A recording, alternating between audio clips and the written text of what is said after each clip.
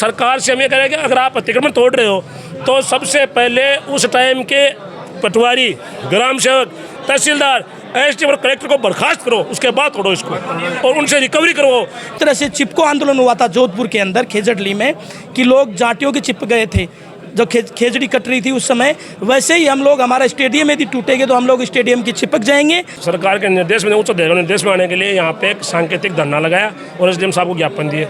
अब एसडीएम साहब और तहसीलदार तो साहब प्रभाव में छुट्टी चले गए होंगे या किसी काम से गए, इनके प्रभाव में ऐसा लग रहा है। जब इनको पता था कि कल आएंगे, जब 4 दिन से मीडिया में आ रहा है, पर आईबी के अधिकारी यहाँ पे हैं, सबको पता है कि संख्या बल आएगा यहाँ पे, फिर ये अधिकारी छुट्टी तो मनताना सही का काम है। दूसरी बात, हम सरकार के दिशा निर्देश में बात डालने आए, अगर 27 तारीख को अगर प्रशासन आएगा तो आर पार की लड़ाई लड़ांगा, कमज़ोर कठे गुनिया। अगर सरकार का प्रशासन को गलतफहमी हो गया, दबाव मजार भी की ईंट भी तोड़ जाऊँगा, तोड़बा नहीं देंगे मैं नहीं आया। तो पर देखो हमारा गाँव का बुजुर्ग जगह 80 साल का भी आई, तो ओके पर्सनल मामलों नहीं है कोई को, ये विकास का काम हुआ था, हम उसके आभारी हैं बनाने वाले सरकार के। अगर ये टूट रहा है सरकार में तो ये सरकार का दोष है, ये सरकार का निकम्मापन है। हम तो ये कहना चाह रहे हैं, किसने तोड़वा रहा है, कौन तोड़ा, में उससे मतलब नहीं है। सवाल सत्ता में रहने वालों से होते हैं, तो सवाल यहाँ के प्रशासन से होंगे, यहाँ जिसकी सरकार है सवाल उससे है कि इसको तोड़ कौन रहा है। तो अपने प्रभाव को काम में ले प्रशासन और यहाँ के विधायक जी प्रभाव को काम में ले, अपने सीएमओ तक रिपोर्ट दे कि ये लाखों बच्चों के भविष्य का सवाल है। बनवाया था उस सरकार में, अगर ये राजकुमार जी का राज होता और ये टूटता तो सवाल राजकुमार जी से ही होता कि आपने बनाया क्यों। और सरकार से हम ये कह रहे हैं कि अगर आप अतिक्रमण तोड़ रहे हो तो सबसे पहले उस टाइम के पटवारी, ग्राम सेवक, तहसीलदार, एसडीएम और कलेक्टर को बर्खास्त करो, उसके बाद तोड़ो इसको और उनसे रिकवरी करो। क्यों, जब अधिकारी दबाव में काम करेंगे। मैं आपको एक बात कहना चाहूँगा कि हुकूमत सच बोलने की आदत छोड़ देती है, झूठ और शर्म और हया सब कुछ सियासत बेच देती है। अगर निकम्मेपन की बेशर्मी आंखों पे चढ़ जाए तो औलादे पुरखों की विरासत बेच देती है। तो मैं ये कह रहा हूँ आपसे कि इसलिए हमें हमारे इस विरासत को बचाने के लिए आ रहे हैं। अब यहाँ पे राज किसका है, कांग्रेस बीजेपी हम करने नहीं आ रहे। जिसने बनाया वो कांग्रेस का राज था, आज टूट रहा है बीजेपी का राज में, तो सवाल तो उसी से होगा जिसके राज में टूट रहा है। अजी टाप पर कोई गलती करा वोट मत क्यों मिल रहा है, घर का गार्जियन नहीं तो मिल रहा है। तो यहाँ का 2.5 लाख वोटरों का जनप्रतिनिधि विधानसभा में बैठता है, उसको विधानसभा में आवाज़ उठानी चाहिए कि मेरे नवलगढ़ के अंदर 60-70 साल में कमल खिल रहा है, तो कमल इसलिए थोड़ी खिलाया था कि आप विकास के कार्यों को तुड़वाओगे। हम ये नहीं कह रहे कि आप तुड़वा रहे हो, लेकिन आप अपने प्रभाव को काम में क्यों नहीं ले रहे, आप चुप्पी साधे क्यों बैठे हो। जनता सवाल चाहती है, मैं 2.5 साल नहीं 15 साल बाद निकलेगी, बेघरा बैठे थे बैठ जाओगा, नहीं आ जाएगा। जनता सा समझदार है जी। अगर प्रशासन जबरदस्ती करेगा तो आर पार की लड़ाई लड़ेंगे साहब। भाई प्रशासन को होना चाहिए ना, प्रशासन अगर जबरदस्ती करेगा, हम शांति गांधीवादी तरीके से मानव श्रृंखला बनाए खड़े होंगे। अगर प्रशासन फिर भी ताना सही करेगा तो आर पार की लड़ाई लड़ेगा, लाठी बटाई जंग होगी तो होगी। और इसके लिए प्रशासन जिम्मेदार रहेगा, इसके लिए जिला प्रशासन जिम्मेदार है। एक कलेक्टर ने डाली थी, किसी लंजू पुत्र ने नहीं डाली, एक कलेक्टर मोदी साहब ने इसकी नींव डाली थी। हाँ, इसकी नींव क्या उसने डाली थी, उन्होंने गवर्नमेंट ने पैसा लगाया है। आज बीजेपी सरकार इसको तोड़वा रही है। हमारे कांग्रेस बीजेपी से कोई मतलब नहीं है, हमारी शान से मतलब है।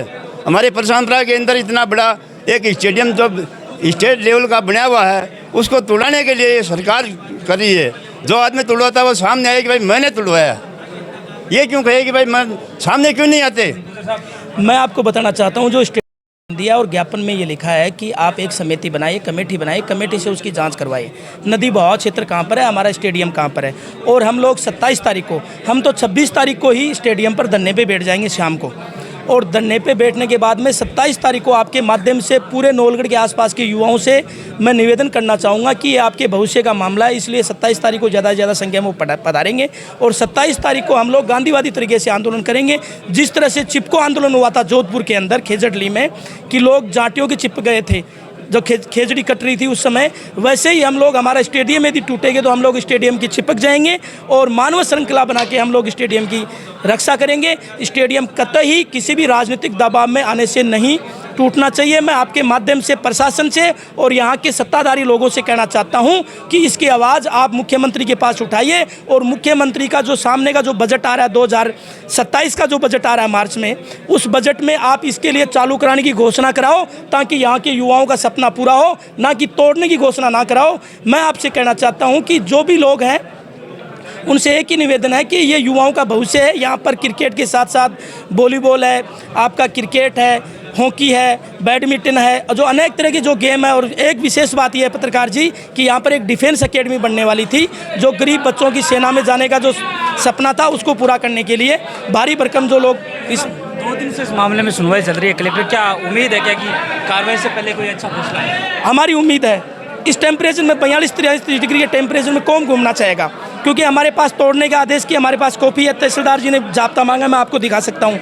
हमारे पास तो वो आदेश आ जाए कि भाई नहीं टूटेगा तो हम तो रुक जाएंगे, आंदोलन क्यों करेंगे हम? यहाँ पर प्रशासक से बातचीत कर रहा था, वो कह रहे हैं कि गुमराह करने का काम हो रहा है। नहीं, कोई गुमराह नहीं है। किस तरह का गुमराह बताओ? मेरे पास तोड़ने के आदेश हैं तहसीलदार जी के।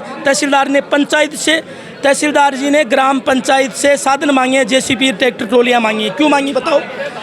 और वो जिस दिन आ जाएगा आदेश, नहीं तोड़ने का आदेश आ जाएगा तो हम कोई दिक्कत नहीं, हमारे को क्या दिक्कत? ग्राम पंचायत में प्रशासक के रूप में गणेश जी से बातचीत कर रहा, वो कह रहे हैं कि स्टेडियम का कोई मामला ही नहीं है। वो गुमराह कर रहा है। दीवार का मामला कैसे? एक बात बताओ, कन्नीराम जी ने आपके चैनल पे एक स्टेटमेंट दिया कि जो बिल्डिंग है वो स्टेडियम है, ग्राउंड जो है वो कहाँ होता है? बिल्डिंगों के अंदर क्रिकेट खेला जाता है क्या? बास्केटबॉल खेला जाता है? पूरा मैदान है वो है क्रिकेट, तो ग्राउंड तो वह है। पहले तो परिभाषा सीखे ग्राउंड की, स्टेडियम की परिभाषा आनी चाहिए आदमी को कि स्टेडियम क्या है। वो तो क्या है कि ऑफिस है और एक इंडोर बैडमिंटन का वो है ग्राउंड अंदर बना हुआ अंदर। इसके अलावा हॉस्टल बने हुए हैं जो पूरा पड़ा है। जो बाहर से जो खिलाड़ी आएंगे उनके लिए हॉस्टल की सुविधा, ऑफिस की सुविधा, ये संचालित करने की बिल्डिंग है। वो तो ग्राउंड तो नीचे है, नीचे की तरफ ग्राउंड तो वहीं बनेगा। क्रिकेट का है, आपका फुटबॉल का है, आपका हॉकी का जो वहीं बनेंगे, तो मेन ग्राउंड तो वही है। तो साहब ये नहीं मानते कि कुछ दिन की कमियां आज कहीं ना कहीं? नहीं, देखो उस दिन क्या कमी रहेगी? तत्कालीन कलेक्टर, आज रेवेन्यू का सबसे बड़ा अधिकारी जिले में कौन है? कलेक्टर साहब है। तत्कालीन कलेक्टर यूडी खान ने उसकी नींव रखी थी और जिला खेल अधिकारी साथ में था। दोनों अधिकारियों ने उसकी नींव रखी थी। यहाँ का स्थानीय एसडीएम, यहाँ का तहसीलदार। बताओ, यदि कलेक्टर बैठा इसका मतलब सरकार बैठी है। और उस समय माननीय मुख्यमंत्री अशोक गहलोत जी ने उसकी बजट में घोषणा की थी और काफ़ी बजट लगा उसके अंदर। तो ये ऐसी कोई बात नहीं है। जब अधिकारियों ने उसकी नींव रखी और अधिकारी उसको तोड़ रहे हैं, इसका मतलब सरकार कहाँ रही फिर? इसका मतलब सरकार कहाँ पे रही? अधिकारियों ने नींव रखी, अधिकारी तोड़ रहा है। तो आप बताओ पत्रकार महोदय, आप भी बहुत घूमने फिरने वाले आदमी, आप बताओ, ऐसा कतई नहीं है। सरकार ने उसकी नींव रखी थी। उस समय की सरकार थी, आज की सरकार अधिकारियों ने इस बात का दिखाने की अतिक्रमण में कर रहे हैं कार्रवाई नहीं। उस समय के अधिकारी बहुत अच्छे सच्चे लोग थे, जो प्रशासन में थे वो भी सच्चे लोग थे। वो युवाओं के भविष्य को आगे बढ़ाना चाहते थे और उनकी सोच थी। उस समय के जो सत्ता में जो लोग थे, यहाँ पर डॉक्टर राजकुमार शर्मा, उसकी सोच थी कि रणजी के मैच हो। आप एक समझदार पत्रकार है, रणजी के मैच होने क्या कितनी बड़ी बात है एक रूरल एरिया में रणजी के मैच होना। वो सपना दिया। आज के अधिकारी क्या सोच रहे हैं, आज के सत्ताधारी क्या सोच रहे हैं? हम तो इनसे ये कह रहे हैं कि आप जो बजट आ रहा है सामने 2027 मार्च का बजट आ रहा है, उसमें घोषणा करवाइए मुख्यमंत्री जी साहब। आपको लोगों ने वोट दिया है, आप उसमें बजट में घोषणा करवाइए ना। हम आपसे, आपके माध्यम से निवेदन करना चाहते हैं यहाँ के सत्ताधारी से कि आप इसकी बजट में घोषणा करवा के इसको चालू करवाओ, ताकि लाखों युवा, आपको पता है अपने गुड्डे में पूरे ज़िले का नाम रोशन किया गुड्डे के एक बेटे ने, मुकुल चौधरी ने। और ऐसे मुकुल चौधरी, हजारों मुकुल चौधरी यहाँ से निकलते, कितनी बड़ी बात थी पत्रकार जी। तो हम तो ये चाहते हैं आपके माध्यम से जो भी सत्ता में है उसको इस पर संज्ञान लेना चाहिए और मुख्यमंत्री माननीय भजनलाल शर्मा जी से आप इसकी बजट में घोषणा कराओ, जिस तरह से डॉक्टर राजकुमार शर्मा ने माननीय अशोक गहलोत जी से बजट में घोषणा करवाई थी। ठीक है।